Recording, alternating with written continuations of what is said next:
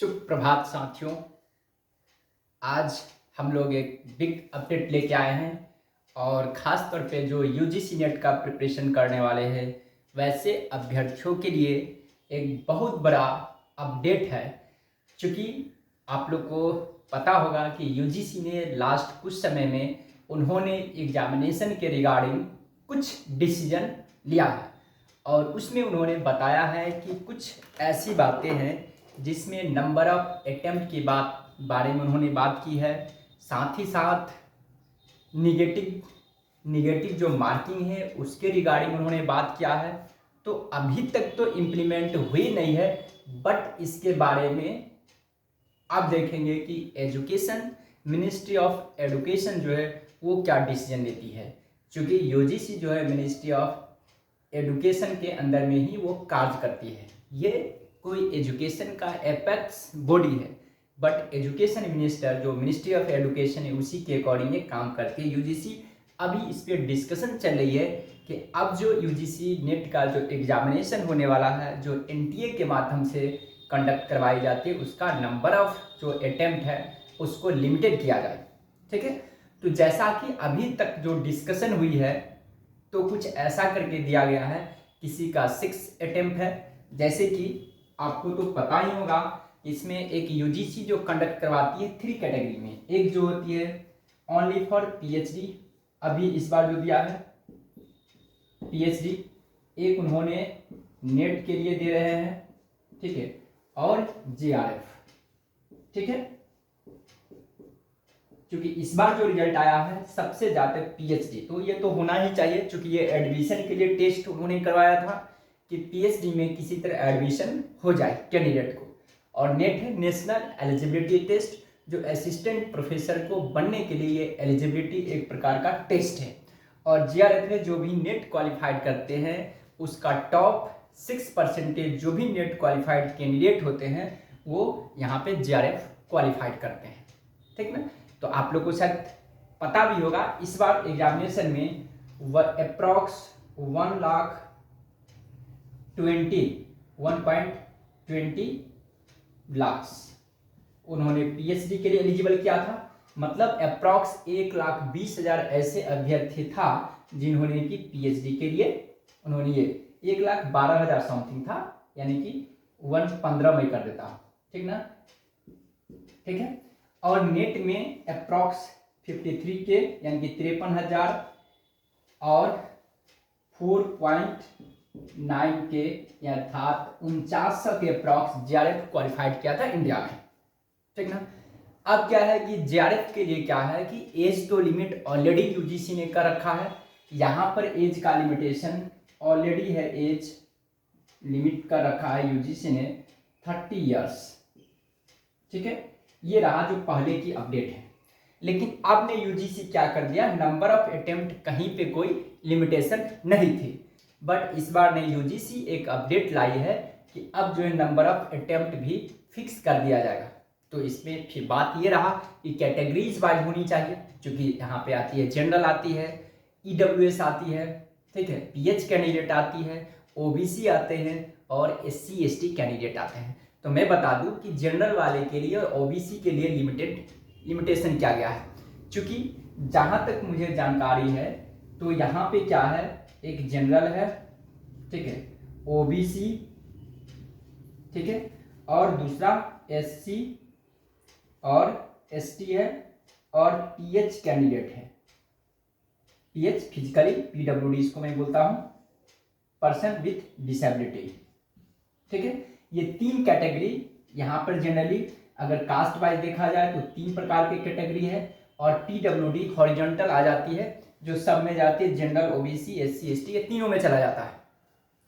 तो उन्होंने क्या किया है, जनरल वाले के लिए 6 टाइम कर दिया है, ओबीसी के लिए 9 अटेम्प्ट किया है, और एससी एसटी के लिए अनलिमिटेड है,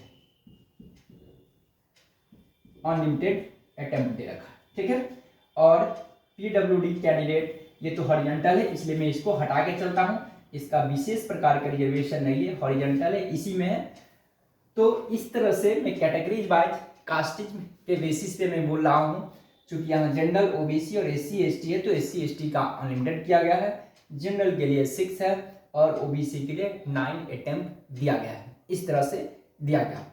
अब रहा बात निगेटिव मार्किंग का, तो एग्जामिनेशन में निगेटिव मार्किंग का भी वो उन्होंने इस चीज को लाया है कि इस बार से इम्प्लीमेंट किया जाएगा। लेकिन अगर मैं एज ए एक्सपर्ट के रूप में अगर मुझसे एडवाइस लिया जाए तो यूजीसी नेट का एग्जामिनेशन में निगेटिव मार्किंग नहीं होनी चाहिए।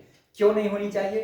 क्योंकि ये एलिजिबिलिटी टेस्ट है, नेशनल लेवल का एक एलिजिबिलिटी टेस्ट है, जो असिस्टेंट प्रोफेसर बनने के लिए ये एलिजिबिलिटी एक प्रकार की टेस्ट है। क्योंकि वहाँ पे फिर से जाकर के एपीआई के बेसिस पे ये सिलेक्शन की जाती है, क्योंकि वहाँ पे तो एपीआई देखा जाएगा, तो यहाँ पे नहीं होता तो वही बेस्ट है। लेकिन यूजीसी का मंशा ये है कि ज़्यादा कैंडिडेट का भीड़ की वजह से वो कोशिशें कर रही है कि नंबर ऑफ अटेम्प्ट को यहाँ पर फिक्स कर दिया जाए, एज को लिमिटेशन कर दिया जाए, ठीक ना।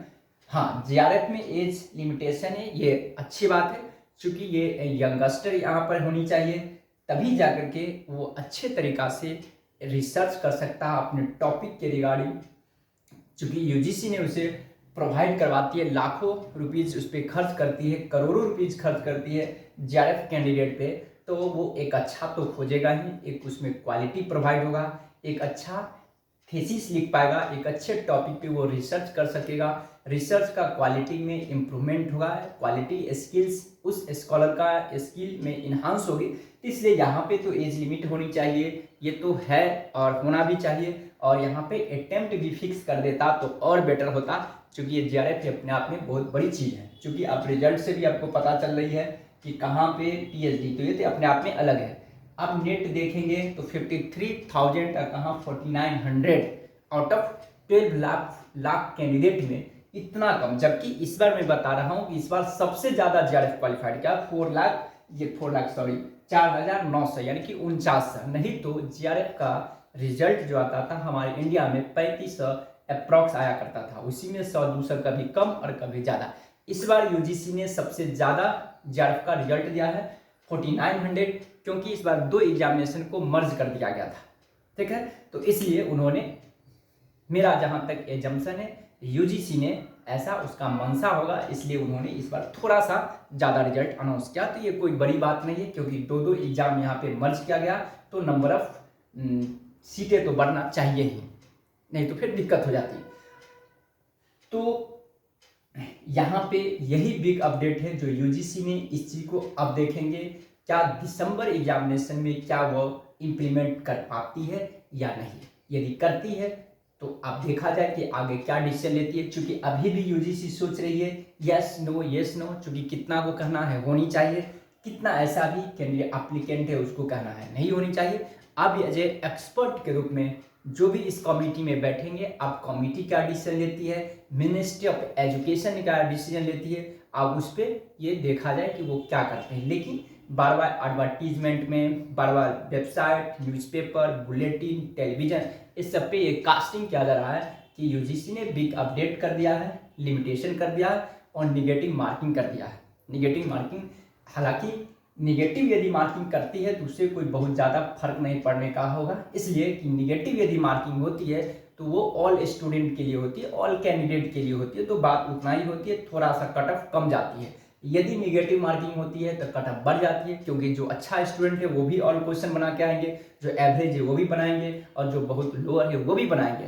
तो तुक्का मारने वाला है तो तुक्का तो सब मारेंगे, तो ओवरऑल एवरेज देखा जाए तो बात उतना ही पड़ेगा, ठीक है। अगर निगेटिव रहे या ना रहे इससे कोई फर्क ज़्यादा नहीं पड़ती है, ये तो कहने का है। तो आई होप कि शायद आप लोग को बात समझ में आ रही होगी, और इस तरह से मेरा ये अपडेट रहा। ओके।